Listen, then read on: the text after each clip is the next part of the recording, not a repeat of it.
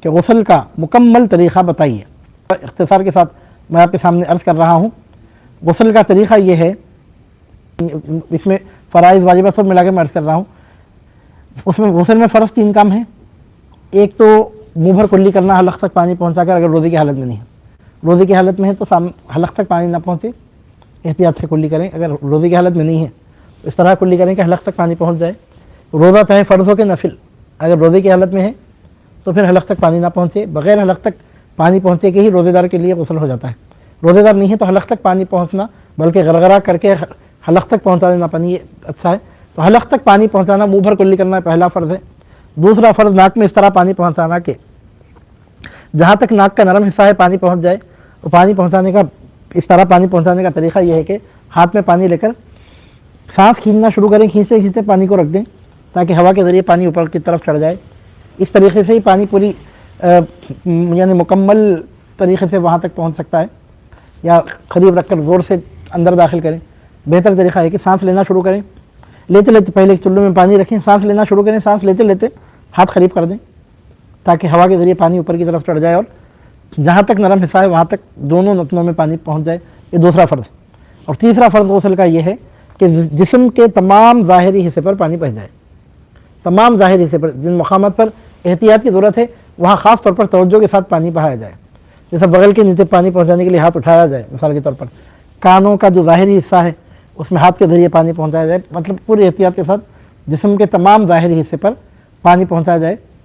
ایک مرتبہ جسم کے تمام ظاہری حصے پر پانی پہنچانا فرض ہے، لیکن سنت یہ ہے کہ 3 مرتبہ پانی پہنچایا جائے۔ اور غسل کا، اب یہ تو غسل کے فرائض کا بیان ہوا۔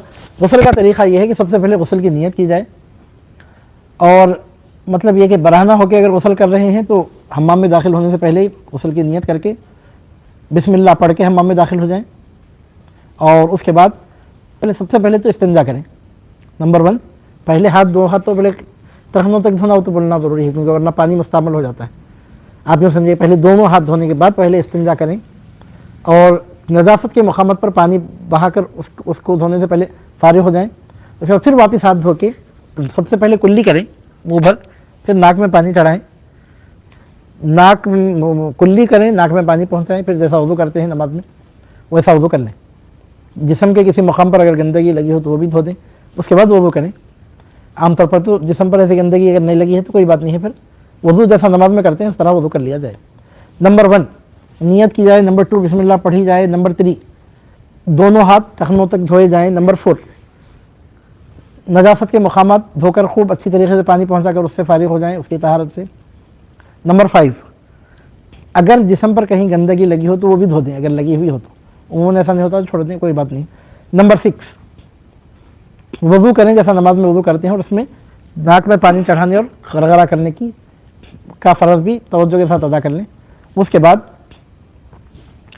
سر پر سے 3 مرتبہ اور پورے جسم پر سے 3 مرتبہ پہلے دائیں اور بائیں پورے جسم پر سے پانی بہایا جائے، اور اس میں بھی افضل مستحب یہ ہے کہ رگڑ کر جسم پر رگڑیں اور اس کے اوپر سے پانی بہائیں۔ اب رگڑنا ہاتھ سے بھی ہو سکتا ہے، اس سے زیادہ بہتر ہے کہ صابن وغیرہ کوئی خوشبودار چیز اگر استعمال کر لی جائے تو اور اچھا ہے۔ ضروری تو نہیں صابن لگانا، اگر صابن نہیں بھی ہے، اگر اویلیبل نہیں ہے، ہاتھ سے صحیح رگڑیں، یہ بھی سنت ہے، بہتر ہے۔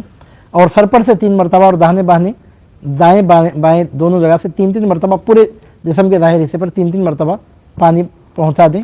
یہ غسل کا مکمل طریقہ ہے۔